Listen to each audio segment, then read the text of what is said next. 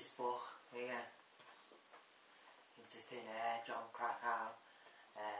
I was extremely moved by this book, and I'm not one to read books at all.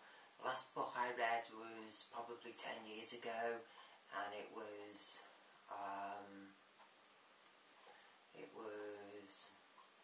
hang on, bear with me.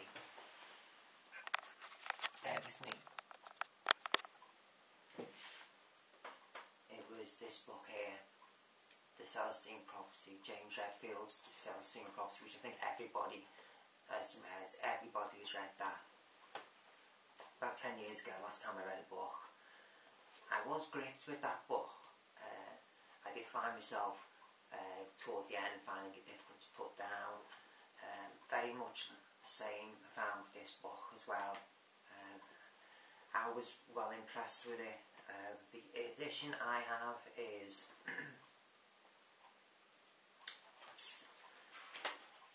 it is a revised edition.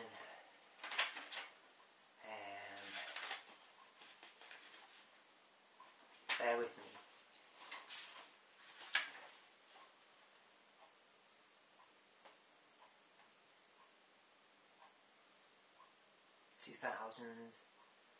Yeah, it's a 1997 work, and it's a 2000. No, they were the copyrights. This actual edition I have here was published 211 by Pan Books. 211 Pan Books, updated 2nd edition. So, if you want to know the specifics about what this edition holds, Google that little detail there, and it'll come up. Because there have been several editions of this book, several, put it that way.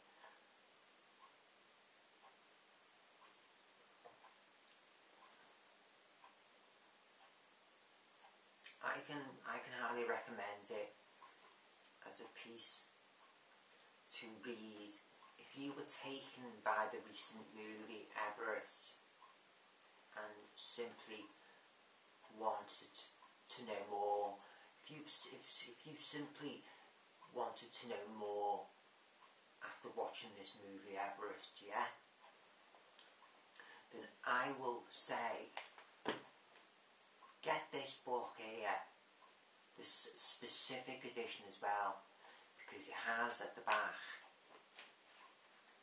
let me just quote the title of the exact, or what the actual section is called specifically. The title given to it is, at the back of this particular edition, it has a postscript, yeah. It has at the end of the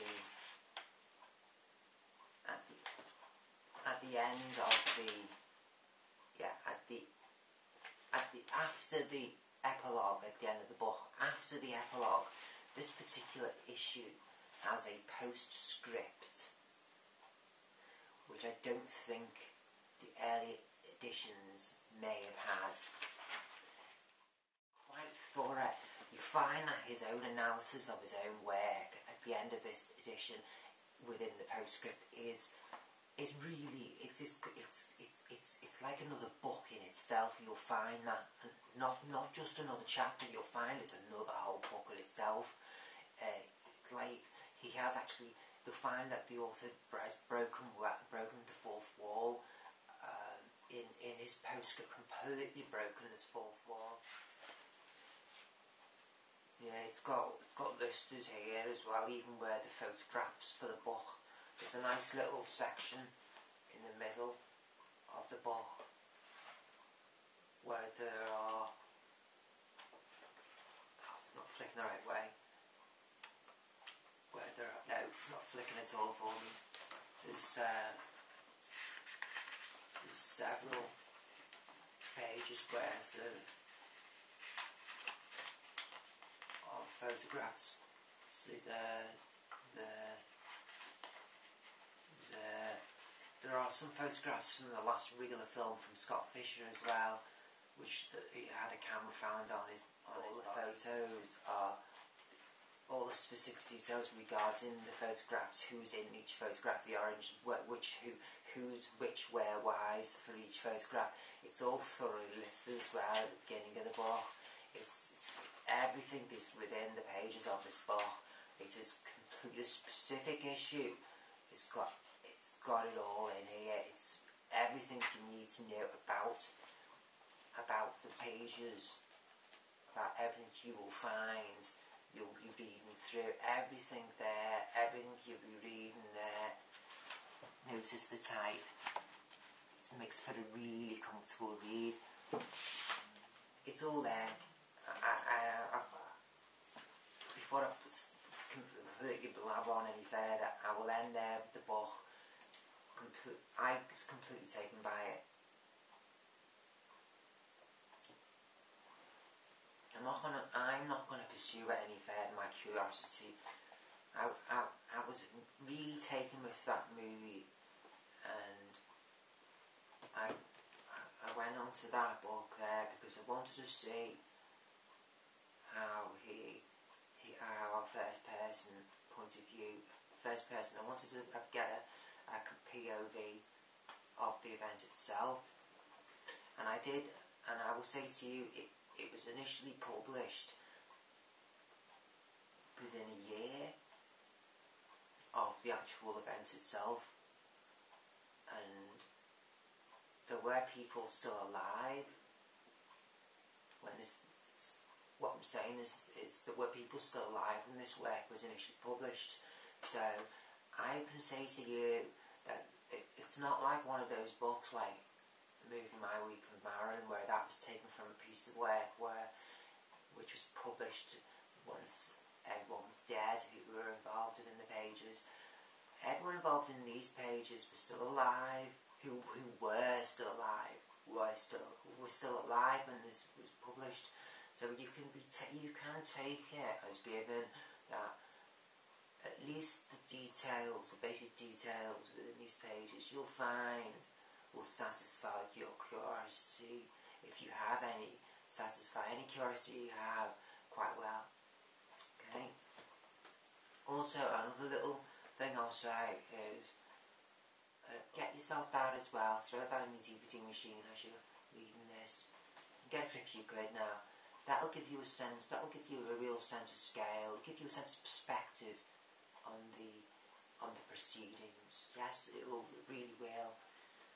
I found myself not running to watch this movie whilst I was reading this book, because I found myself not going to watch this. I found myself purposely not watching this movie whilst I was reading this.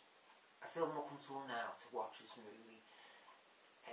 I didn't want to conflict the two narratives, because they're based on the same event. That's what it was. I didn't want to conflict. I will say to you, if you're reading this book, if you get this book, if you were taken with the movie Everest, put this aside whilst you read it. Okay? Wait till you come to the end of that before you pop that in.